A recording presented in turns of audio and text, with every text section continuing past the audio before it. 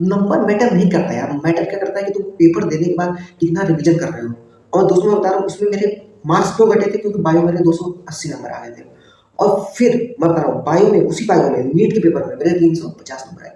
तो मैटर नहीं करता, मैटर वो करता है कि तुम पेपर देने के बाद उसमें से तुम कितनी मिस्टेक निकालते हो, तुम कितना रिवीजन करते हो, उसके बाद तुम कितना उसका एनालिसिस करते हो, तुम क्या सुधार लाते हो। तो इस पे तुम फोकस करो ना, तुम मार्क्स पे फोकस क्यों करते हो। मार्क्स पे फोकस, भाड़ में जाए मार्क्स। भाई जितने तुम मेहनत किए रहोगे उतना आएगा। मार्क्स पे फोकस ही मत करो।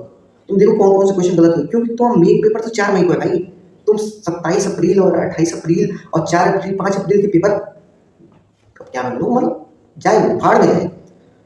तो पेपर के मार्क्स से कभी भी डिमोटिवेट नहीं होना है अपने को। पहला फंडा कि पेपर में जितने भी नंबर आए डिमोटिवेट नहीं होना है। हाँ, मार्क्स हमेशा कोशिश करो कि इंक्रीज, भले 2 नंबर 3 नंबर 4 नंबर 10 नंबर जितने से भी इंक्रीज कोशिश करो, मार्क्स इंक्रीज करें। ठीक, पहली चीज ये मार्क्स पे ध्यान नहीं देना है। क्या गलतियां हो रही है इस पे ध्यान देना अपने को, पहली चीज। अब दूसरी चीज, अभी सिलेबस जितना हुआ है उसके पहले शॉर्ट नोट्स बना लो। अगर कुछ चैप्टर बचे हैं तो जल्दी जल्दी उसके लेक्चर करो। इंपॉर्टेंट लेक्चर करते समय ज़्यादा क्वेश्चन अब नोट्स मत बनाओ भाई, लेक्चर करो। जो इंपॉर्टेंट फॉर्मूले हैं, जो इंपॉर्टेंट एक आध दो क्वेश्चन है हर लेक्चर में, वो बस लिख सकते हो, एक कॉन्सेप्ट लिख लो। बाकी लेक्चर पे उतना फोकस अब मत करो। जो बचा है उस पे कर सकते हो, लेकिन अब उसके नोट्स मत बनाओ, बस उसके फॉर्मूले लिख दो। बाकी जो हो चुके हैं उसके शॉर्ट नोट्स बना दो फॉर्मूले के, उसको रोज रिवाइज करो। फिजिक्स में, और फिजिक्स में क्वेश्चन प्रैक्टिस अब बाहर से कहीं से मत करो। पीवाईक्यू जो एमटीजी की पीवाईक्यू आती है 38 37 जितने भी ईयर की पीवाईक्यू होती है, वो पीवाईक्यू वाली किताब ले लो। और उसमें से जो मैं तो बोलूँगा पास्ट 20 ईयर्स या 15 ईयर्स जो भी तुम्हारा मन करे, वो तुम हर चैप्टर के रोज लगाते रहो।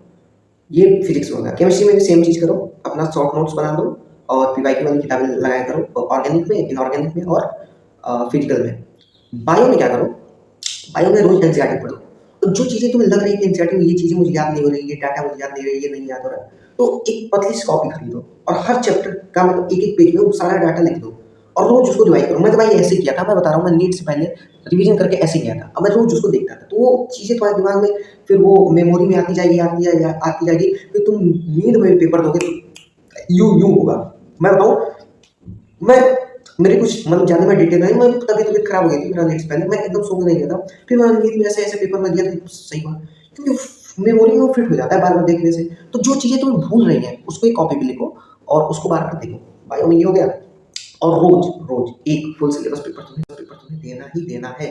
3 घंटे अपना टाइमर लगा के एक अलग रूम में जाके कोशिश करना कि कूलर या एसी ऐसी कोई सुविधा उस रूम में ना हो, वहाँ जाओ, टाइमर लगाओ, 2 से 5 पे 1:50 पे पहुँच जाओ उस रूम में, अपना बैठ जाओ, एक ओएमआर रखो, एक अपना प्रिंट आउट रखो पेपर का, एक पेन रखो, ब्लैक पेन, थोड़ी मोटी लीड हो, ब्लैक पेन रखो, जैसे एनटीए वाले देते हैं। बैठ जाओ, लाइट जला दो, हो सके धूप आए तो थोड़ा धूप में बैठो और पेपर दो। 2 से 5 पेपर दो, रोज़, रोज़ पेपर दो और फिर उसकी एनालिसिस करो कि क्या गलत हुआ, क्या सही हुआ, क्या-क्या। 2 से 5 पेपर दिए, अब 5 से साढ़े 5 तुरंत देख लो, चेक कर लो, तुरंत चेक कर लो, ऑन द स्पॉट चेक कर लो। एमसीक्यू अपना फिल किए, चेक कर लो। अब साढ़े 5 से 6 थोड़ा चाय पी लो, ये सब कर लो। 6 से 7 थोड़ा-सा एनालिसिस कर लो पेपर की और फिर अपना पढ़ाई पे लग जाओ, डिनर करो, जो भी है भाई, सबका अपना-अपना टाइम टेबल होता है। लेकिन ये 2 से 5 सबका अपना टाइम टेबल नहीं होना चाहिए। 2 से 5 सबका सेम टाइम टेबल होना चाहिए और होना चाहिए कि हम पेपर देंगे 2 से 5। ठीक है, ये कर लो।